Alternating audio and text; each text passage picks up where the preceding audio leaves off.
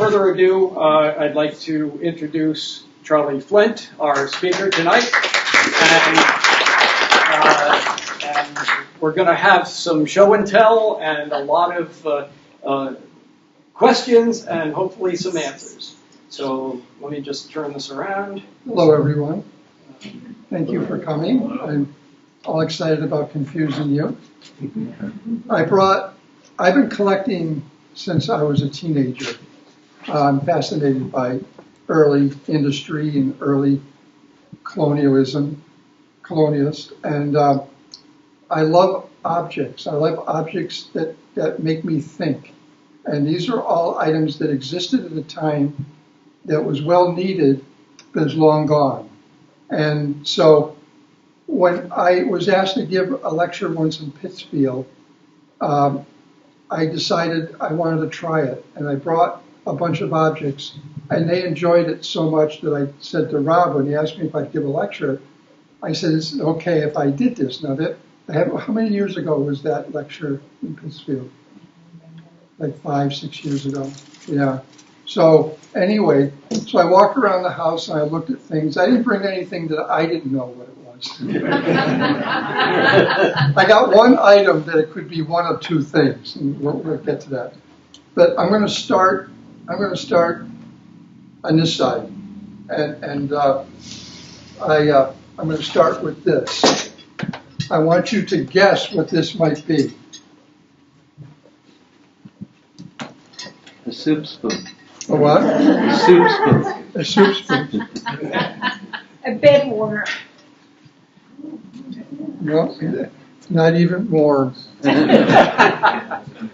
Any idea? A stew stirrer. This is 15th, maybe 14th century, and it's called. The name of it is called Baghdad coffee roaster, and this was invented and designed by Ethiopia. That's where coffee was discovered, and so they would sit at an open fire, and they would stir the coffee beans. And this is I've never seen one in my research, ever seen one as nice as this. And you can look at this later, but it's got brass inlay, it's got decorations, and I think it even has a signature up here. So I think this might have been for royalty. This was a very special one, and it's very rare to find it with the stirrer. The stirrers are often missing, and but even in the museums in Europe, I couldn't find one quite as nice as this. I acquired it from a man that worked for an oil company, and he was living in Saudi Arabia. And he got to be friends with, and the Saudis don't let antiques go out of their country, but they brought him to a warehouse and they let him pick some things out. So, and he was getting elderly and didn't know what to do with the stuff, so I bought some really unusual things from him. But this I kept because I was fascinated, plus I'm addicted to coffee. So anyway, the next time I'll pick this up. Anybody can tell me this is brass, and it's a dove. And I only could find, for years I've been researching it, and I only could find only one other dove. And I was really excited when I saw it. But they knew what it was, but they didn't know any more about it. And anybody want to guess what this is? This served a purpose on a farm. And it probably dates around 1860, 1870. And it's beautifully made. These are usually a ball, a cast iron ball, or a star. It's usually several objects, designs, but almost always out of cast iron. What letter does it begin with? This, pardon? What letter does it begin with? So that's a clue. G. G. How does that throw you off? Okay, I'll tell you. This is a gate weight. Yeah, and the gates had a chain on it, and then in the middle of the chain they had a weight. So when they opened the door and they kept walking, the gate would close by itself. The gate weights are not rare, but they're not common either. But I've only seen one other of the brass with a dove. Yeah. And this was extravagant to have a gate weight made out of brass. So someone probably treated themselves pretty nicely. Now this is, you want to guess what this is? This opens up. Gunpowder. No, it's not a powder horn. Too obvious. Yeah, you thought that was easy. Any guesses what this might be? For drinking. No. No. Okay. This is 18th century. Your tobacco. No, but you're kind of like on the right track. Matchsticks? Pardon? Matchsticks? No, there were no matches then. Oh, true. Yeah, Herbs, dried herbs. no. This is a greaser. This would hang on a Conestoga wagon, and you would keep greasing it, and it was very important to grease the wheels often, because the last thing they wanted to do was to lose a wheel. Yep. So it's a greaser, the only one I've ever seen. It is missing a little iron rod that would have gone in there. I've always kept my eyes open for something to put in there. Where did you find it? I found this at a. I love going. I love finding treasures. I call it buying out of context. Like often I would go to a gun show, not to buy guns. Gun dealers have stuff and they bring things. And I bought treasures because they don't know what to do with the items, so they're going to do a show. So I call it buying out of context. This was at the Bennington a pottery show. A dealer had brought it in. And I have another object I'm going to hold up shortly. And I just fell in love with it and I bought it. And I've never seen one before. And I showed it to a couple of people there that really know what they're doing. They've never seen one before. Did you know what it was when you bought No, it? I researched it. No, I didn't. Maybe one of the people there figured out that it was a greaser for a Conestoga wagon, or for a wagon. Yeah. It's a grease horn. Then coming over is the little stick. Any guess what this little wonderful little wooden object is?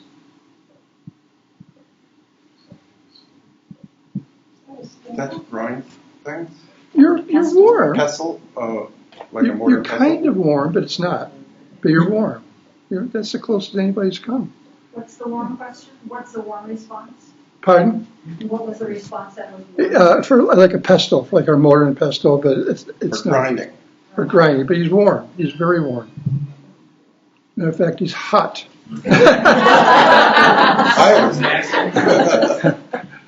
So anyway, this is for a hot toddy in a glass, and you use it to crush the herbs to make a hot toddy drink, cider, stuff like that. Yeah, I have several of these, but not as nice as this one.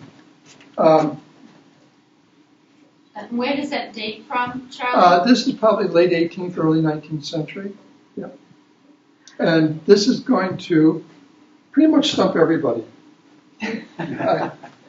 I had the great honor. Frank Andrews and Maud Andrews lived in Beckett. Yet they were farmers, and Maud was an absolute character. She would show up at a town meeting and take it over, and everybody was afraid of her. They would listen, but she actually knew what she was talking about. She was a sharp cookie, and Frank used to laugh at me because I went bottle digging, and I went bottle digging across the street. And I had stopped to visit with them, and so I had a Jeep, and I said to Frank, "You want to go with me?" "No, I don't want you. You're crazy going out in the woods digging stuff." I said, "Come on, go." Maud said, "Yeah, go with them." And I knew she just wanted to get rid of him. So, and she said, "Take your raincoat, it's going to rain." He said, "It's not going to rain." They argued about the raincoat. So finally took the raincoat. We left and we got up and we were digging in a cellar hall. And I started digging down and I found a wonderful little brass thing, a little cone-shaped brass thing with a large screw on the inside. He says, "Let me see that." So I handed it to him, and he cleaned it all off, and he said, "You don't know what this is, do you?" And I said, "No." I said, it screws on the horn of an oxen, so when they shake their head, they won't cut you. Yeah. And he said, "I haven't seen one of these in years." Then he became fascinated. And so then I dug this thing, and it didn't work or anything, but I did get it to work. Now this has been in the ground. This is early 19th century, first half of the 19th century. And this was a very, very important tool for farmers. Any guesses what this might be? Is it a calipers? No. You put it on the bull's. Is that something that goes to the snout of an animal? No. That's a horrible thought. I didn't know that You mean an animal or a husband?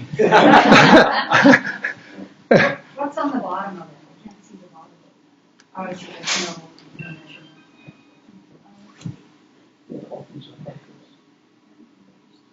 Does it measure something?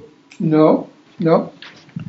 And that's from Beckett? You dug it up and I dug up in Beckett. This is a tool that was used. I found one in Tyringham once in a barn that was in really good shape. In a barn. I didn't keep it because I'm partial to this one because I dug it. This is actually interesting. This is fascinating. I had to bring a picture of it so you can see how it's used.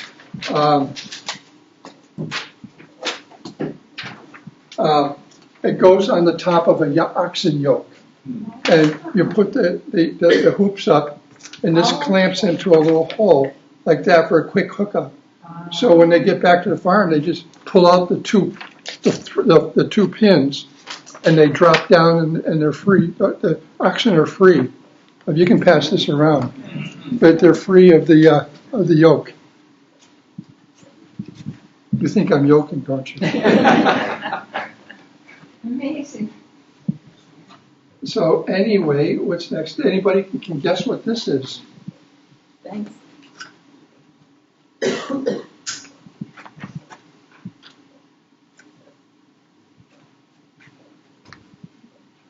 the side opens up.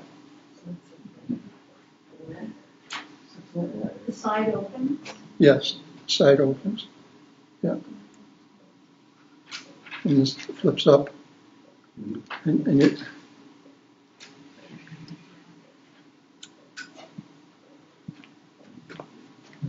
What's the material? It's iron.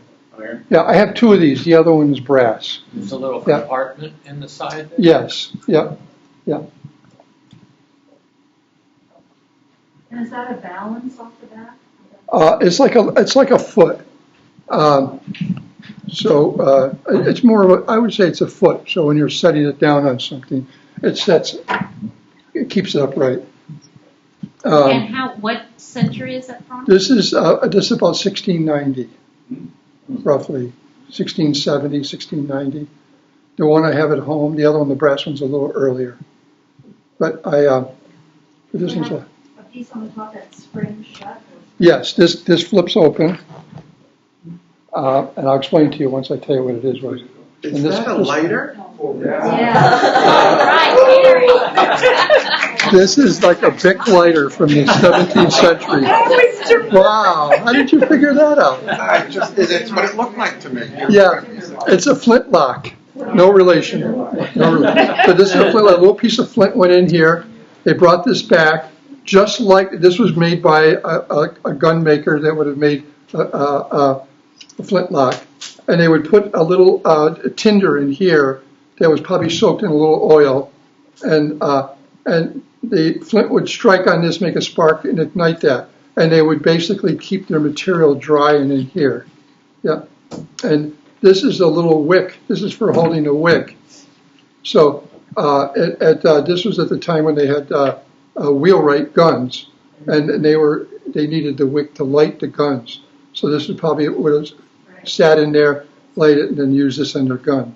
But this would have been something a wealthy person would have. This is not the average person who would have one of these. It would be an honor to be in possession of this at that time. And this is one of my fun things. This is stone, and it's concave on both sides.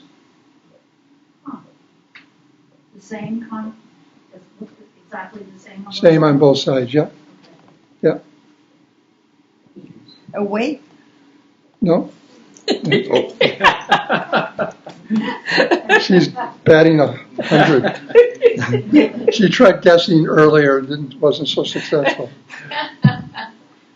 What's the material? Stone. But is it a rough material? Or Pardon?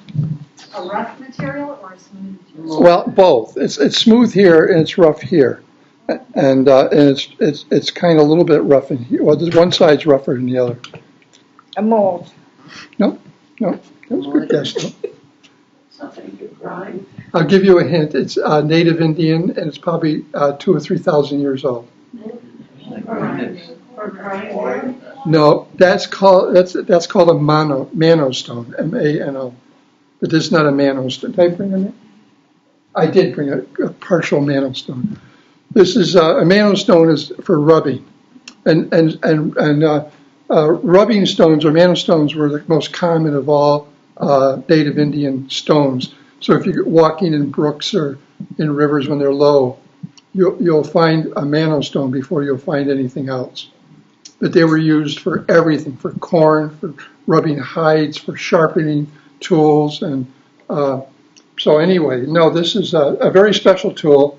These are found mostly on the upper Midwest and down to Mississippi, and they were usually excavated. Yeah.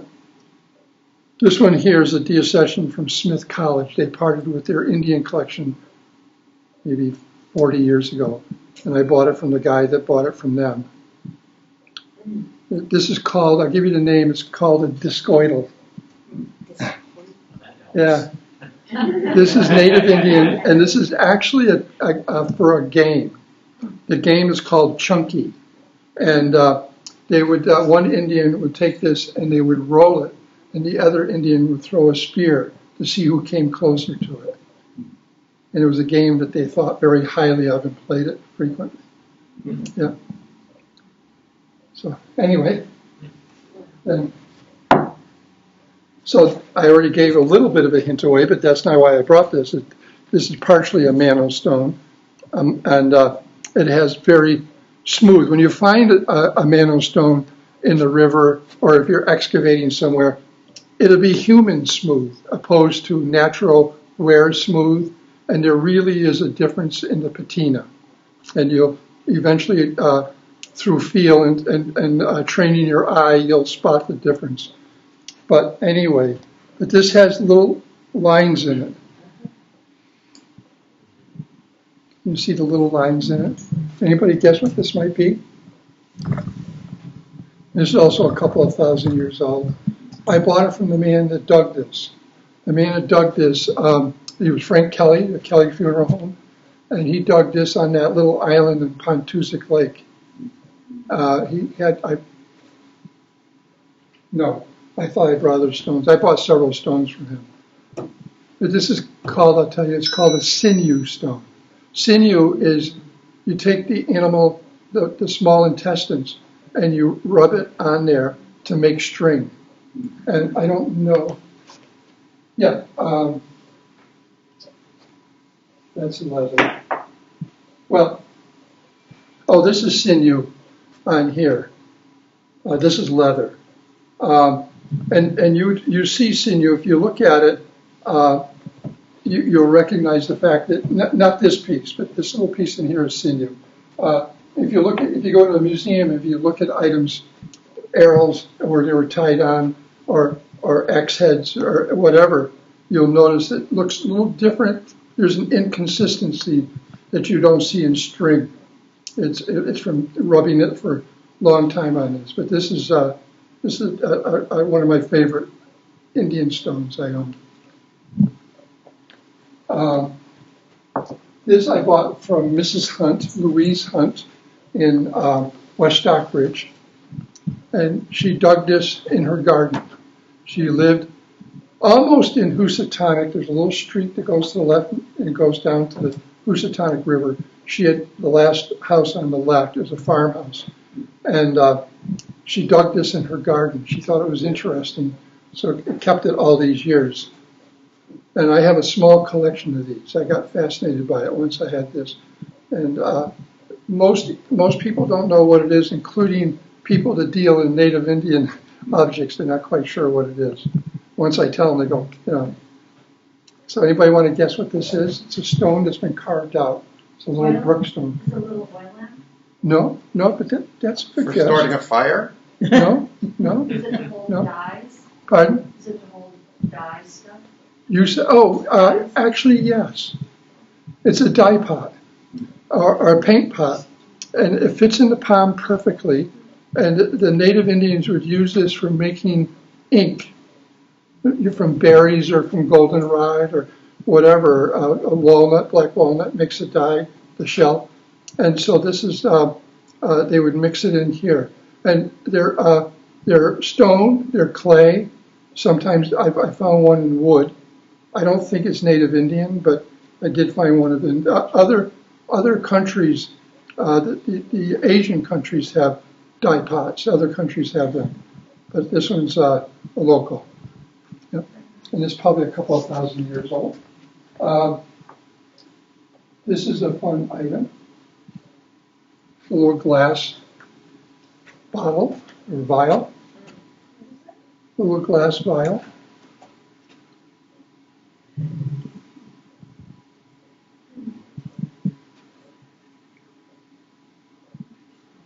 Anybody want a closer look?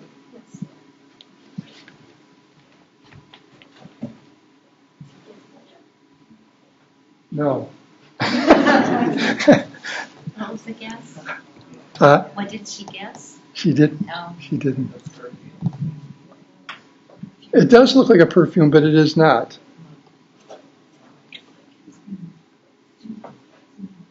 Was it to dispense medicine? No. Highly decorated. Yeah, they're not always. I have one at home. I almost brought it. It doesn't have any decoration on it. Really? I dug it. I actually have one that I dug. And it can't stand on its own. No, it lies down. Yeah. Great. How old is this supposed to be? Probably during or right after the Civil War. Oh. Yeah. But it's directly connected to the Civil War. But it's not medicine. Okay. No. But, you know, that's good because I have a glass pen. Yeah, I can see you could think that. Yeah. Anybody want to take a guess? It's a tear bottle. When a loved one lost their partner in the war, they would keep the tears and they would seal it. And this was a reminder of the one they lost. So it's a tear bottle. And there's people that collect just tear bottles. I never even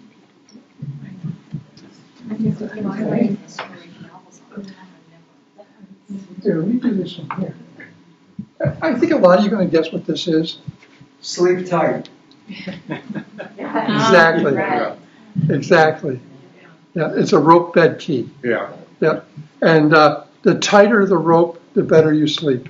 That's where the saying sleep tight comes from. Exactly. And the rope went one way, then weaved the other way.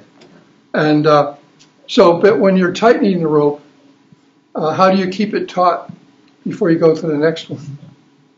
So you start at the dead end and you tighten it, and then you go to the next one. But you got to hold that tautness when you go to the next one. How do you do that? Mallet. You do that with a fid. These go together. So when you're going down the bed, you shove this in a hole and it locks the rope so it stays taut. Then you go down and you tighten that one. You move this down, tighten it, And the fids are always missing. You never see a fid. This is very, very rare. So that's why I brought the two, because they go together. Yeah. Okay. Now, this is a fun item. Should I do this one or do that? I'll do this one. I'm going to open this. It's dominoes. Oh my God. Oh my God. Yeah. Is that Civil War? Well, oh my goodness is only part of it, because you can be oh my goodness when I tell you what it is. You want to guess what this is? Anybody?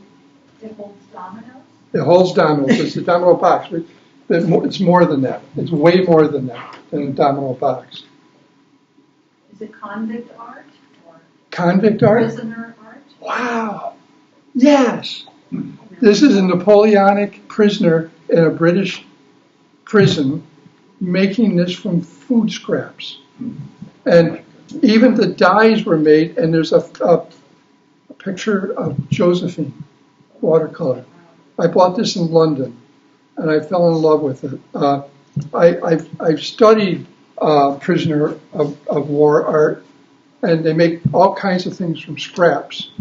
They got plenty of time, and they kept busy. And you know, scrimshaw comes from idle hands, and on a ship, and all kinds of carvings as well as drawing on bone. So this is on the same idea as scrimshaw, except it was done by. How did you know that this was prisoner? Well, it's just that I've seen a lot of it, and I was always struck by how sophisticated it often was. Right. Prisoner art, and from that particular era. Yeah. Yeah. So, all right, I'll do this.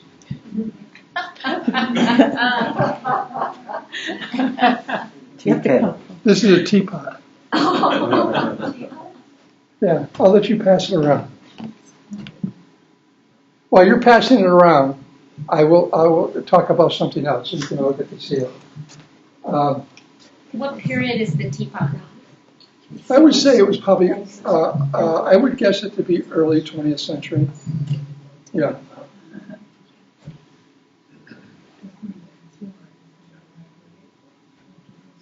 This is a late 18th century carved wooden tool.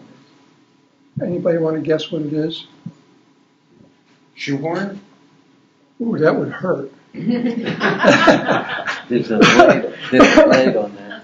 Oh, there's a blade. Oh.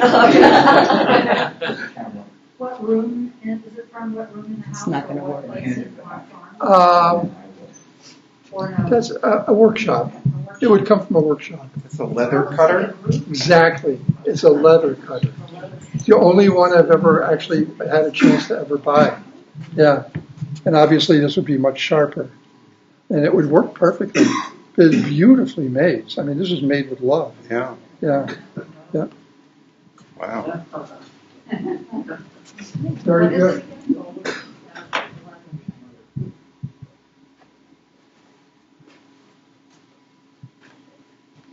It's a cup. Any guesses what it was used for? It has a hole in the bottom? It does. There's a hole in the bucket. But the hole is on there on purpose. Yeah.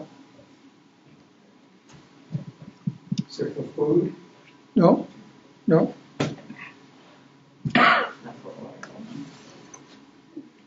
You're not guessing. Did you give up on me?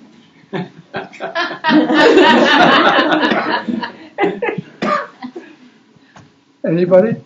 Now, have you noticed this side hasn't guessed once? Any Is guesses? it for some type of thing that needs to be separated, like like maple syrup that needs to drip through there or something? No? No? That's pretty good.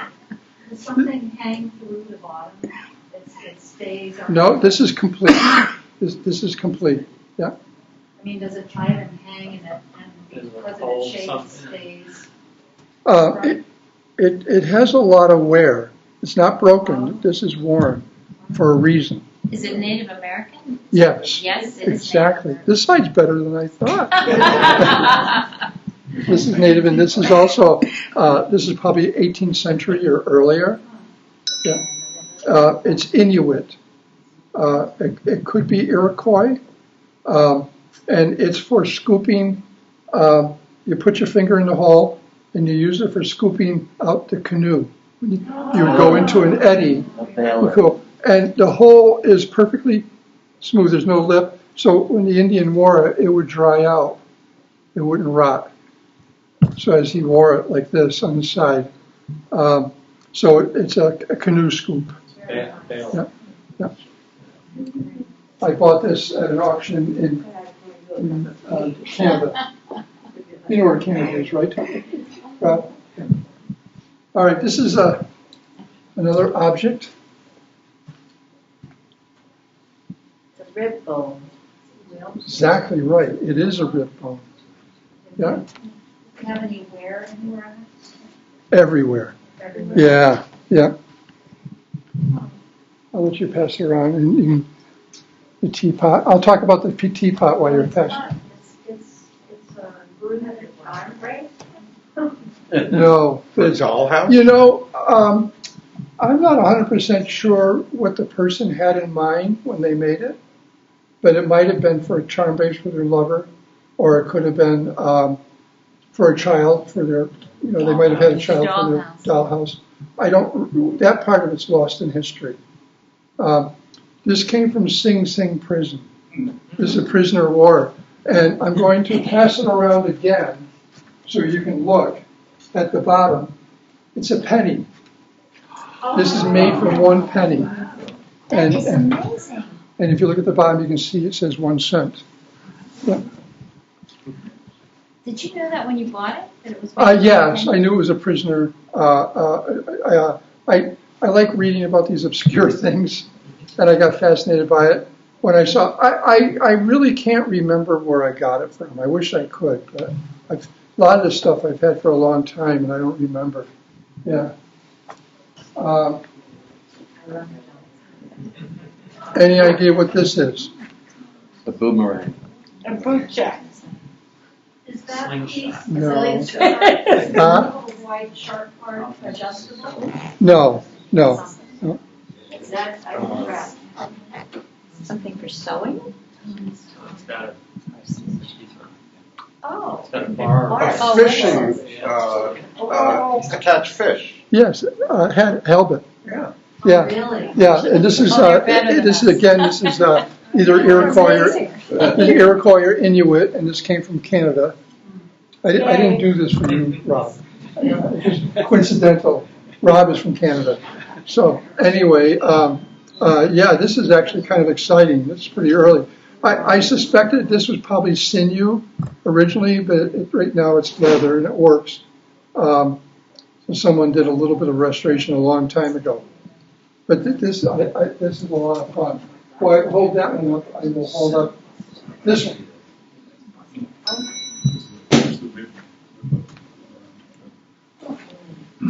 It's a woodworking. Slowly.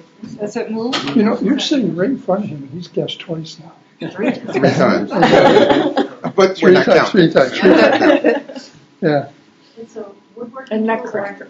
kind of an axe. exactly. It's an adze. Axe. Yeah, it's an adze. This again is Native Indian, and it's probably 18th century. And the leather was done probably in the early 19th century when it was, you know, these tools were used, and this was probably for carving out a canoe. Yeah, this was probably right after using a stone axe. What they would do, they would take a log, and they would burn and chop, burn and chop, and burn and chop to hollow out the log. Yeah, that's an adze. You'll never guess what this is. You stopped in your tracks. What is it? Is that writing on the front? Yes, it says, use Rennie's pain-killing magic oil. Rennie's magic oil was a company in Pittsfield. This probably dates about 1880. And I haven't been able to find the bottle yet. I find other bottles, but not the one matches this. It's the press for it? It's, no, but you're close. This is plaster. Yeah. You'll never, I'm going to just tell you because you'll never guess what this is. When you are a company that wants a bottle made, the first process is to make the mold maker. Then the mold maker now converts that to an iron mold, and then they poured the plaster into the mold, sent it to their client for approval, and then they would say yes, that's exactly why everything's spelled right, you know, whatever. And but these are these were probably fairly common. They all got thrown away. I posted this in several antique bottle sites, and I had to explain in great detail what it was because no one's ever seen one. I shouldn't say that. One guy posted one, and he never knew what it was, and he was very excited. So these things are probably thrown out. Actually, I bought it from a gentleman. His name was Ray Barlow, and he dug this at the old Berkshire Glass Works. Why it was up there, I don't know, because they didn't make bottles. But anyway, it was there, and so I bought it from him. And this was buried, and you can see it's got dirt on it, and so it's kind of fun having something I've never seen, no one's ever seen before. But they probably aren't rare, except nobody ever kept one. They never had a reason to. By the way, this is, I collect small baskets, and this has a little bit of a potato print on there. A potato print. The native Indians would carve a design in potato or some sort of a vegetable, and they would make their dye and they would stamp it for decoration. That doesn't open. Pardon? Does it not open? No. It has a purpose? Yes. Check the ashes of a loved one or something? No. Lavender? Everybody give up? It's a baby rabbit. Again, I collect small baskets because there's no room for large ones. And my basket friends that are all basket cases, no one's ever seen one of these. It's native Indian. It's ash splint. Basketry, ash splint. I collect mostly ash splint, opposed to the sweetgrass baskets you find that the Apaches made or out in the Midwest. I really like, and ash is more from the northern New England and Canada. I'm sorry, keep promoting Canada. But anyway, and these are usually made from swamp ash. Ash in the swamps grew perfectly straight, and the grain was very straight. You were able to easily split it very thin. And so anyway, it's a baby rattle. No one's ever seen one of these before. Okay. Of course, some of you are going to know what this is, right?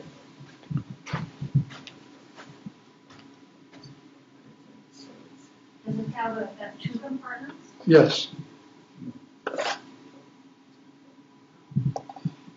For tea? No. Jewelry box. Pardon? Jewelry box. No. I thought for sure you would guess this. Is it for mementos? Is it a memento box? No. You should know. If I tell you, you're going to know what it is. It's a bee box. It's for going out, and this was part of my life. When I was a kid, my grandfather would take me bee hunting, and we would go looking for honeybees. And the honeybees would be working on goldenrod or clover.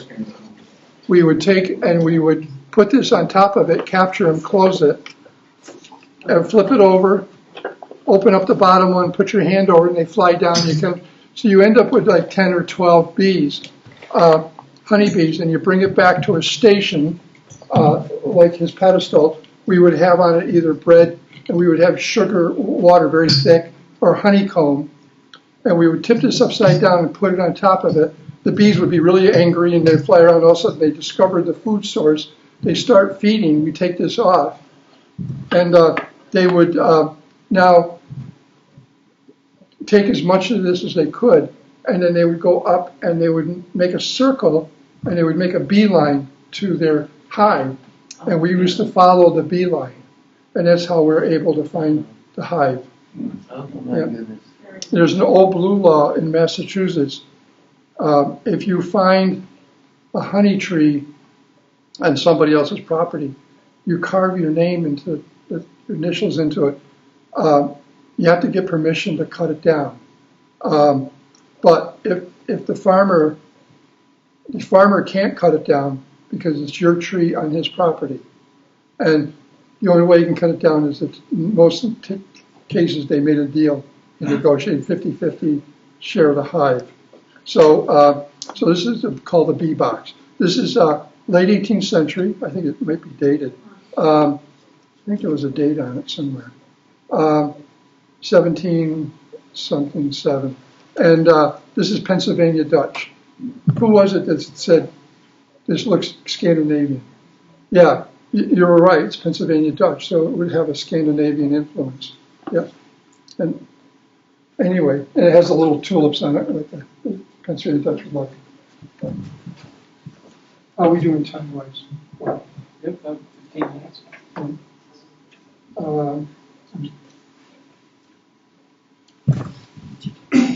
I apologize for this, but you're never going to guess what this is.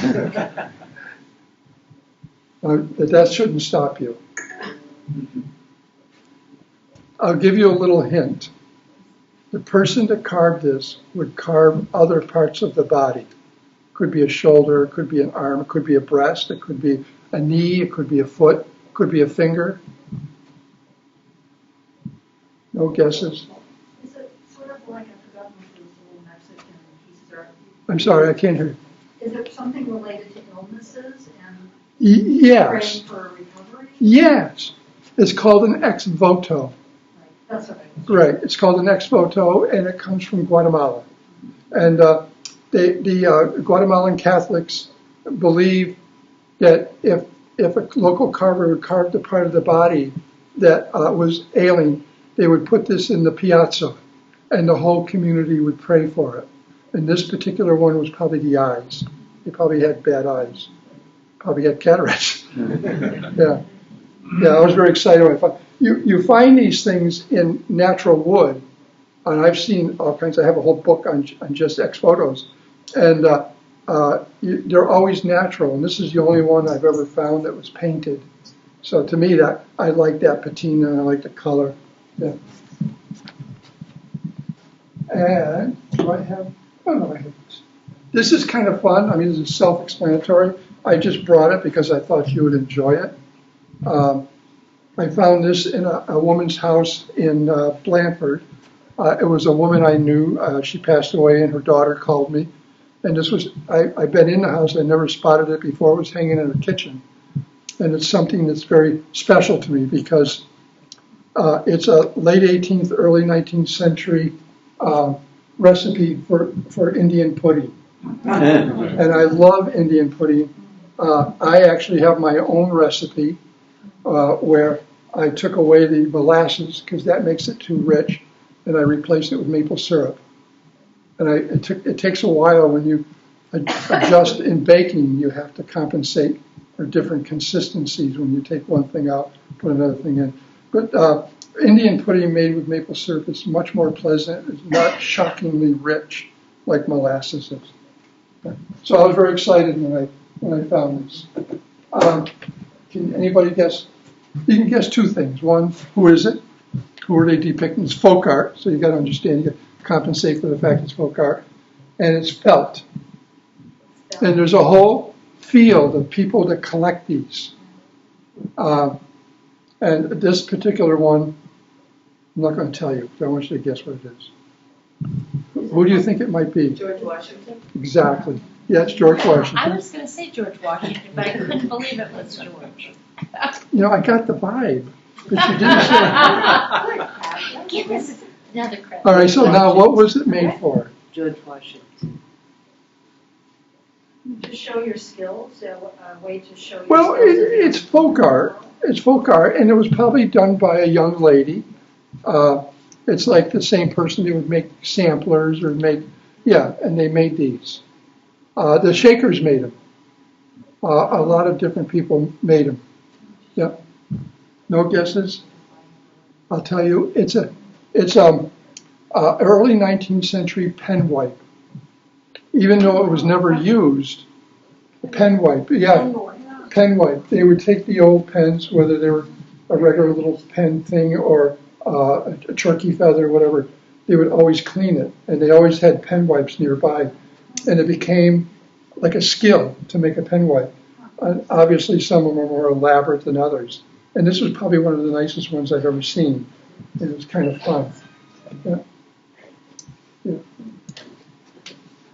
But people collect just pen wipes. Of course, people collect everything. So I'm going to see. I got one more item. Are we all right, time-wise? Yeah. Okay. This is glass. I wish I could show it to you. The color is beautiful. What century? This probably dates early 19th century. And I think it's American, but I'm not 100% sure. It could be European. I'll take that off so you can see it better. This has obviously diamond pattern on the top, and on the bottom it has a lot of wear. So this has always been an enigma to me. I know what it is, but we don't know for sure which one. It's one of two things, and the two things have nothing to do with each other. Do you use it in the kitchen? Yes. The one thing it is, it would have been used in the kitchen. Right. The other thing, it would have been used on a ship. To give you, there's no juxtaposition between the two. Or no similar use, whether it's a ship or a kitchen? Yes, the ship would be a totally different use. And I've shown it to everybody, including the Corning Glass Museum. And they both agree that it's one or the other. Can you see the pattern again? It's a diamond pattern.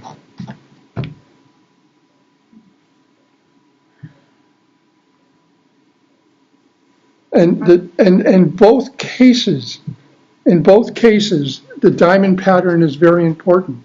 In both cases, the smooth wear on the bottom is important, but one has nothing to do with the other.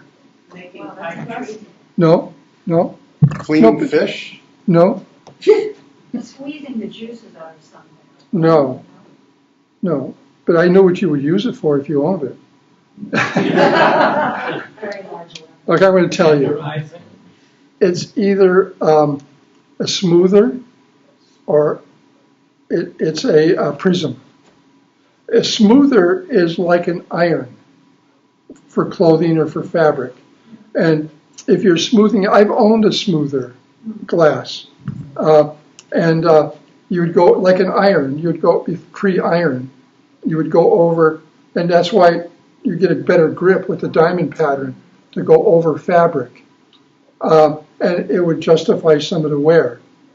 In ships, they had prisms on the deck. So light would be reflected down below because there was no lights underneath below. So this would have sat on the floor, which justifies all the huge amount of wear of walking on it.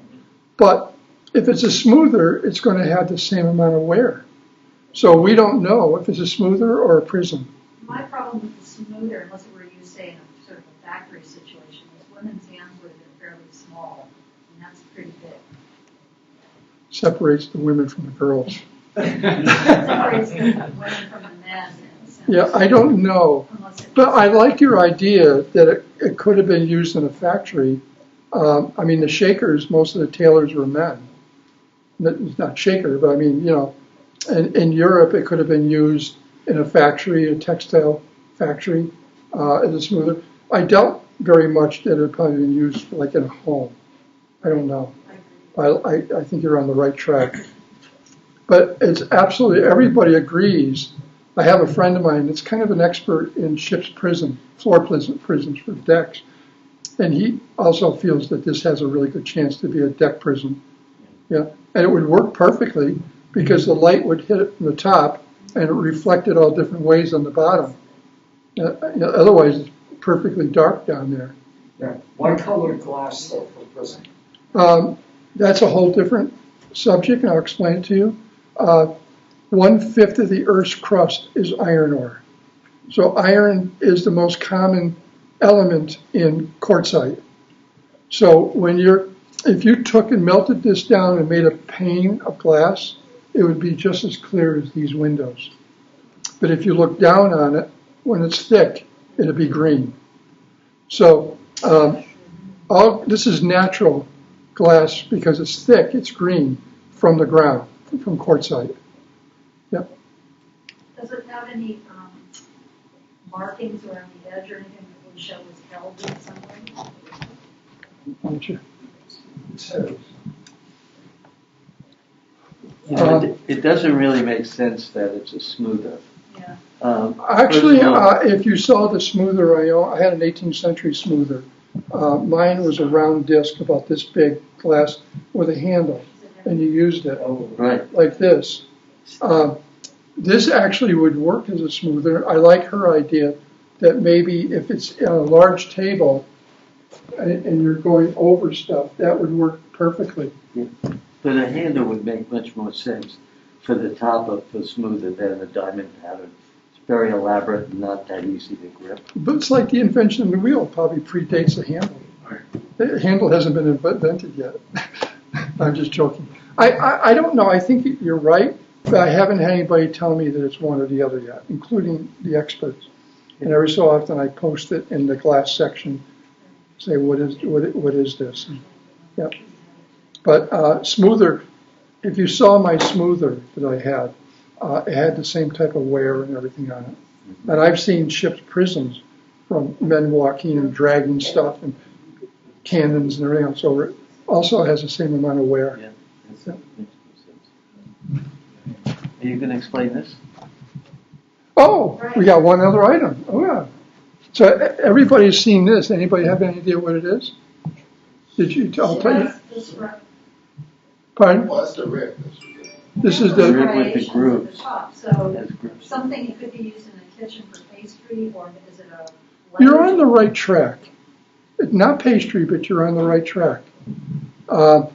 This is 18th, possibly 17th century, and it's native Indian, and this is for decorating the clay pots. Clay pot. Yes. And this side too, if you notice, this side has this is for making the lines. Yeah. Yeah. So decoration. I was pretty excited when I found this, and yeah. We've had my hombres and I had many conversations about this, and they're pretty rare. You rarely ever find native Indian tools like this. You know, a lot of this stuff was thrown away and rotted. Yeah. Do you know what animal the rib is?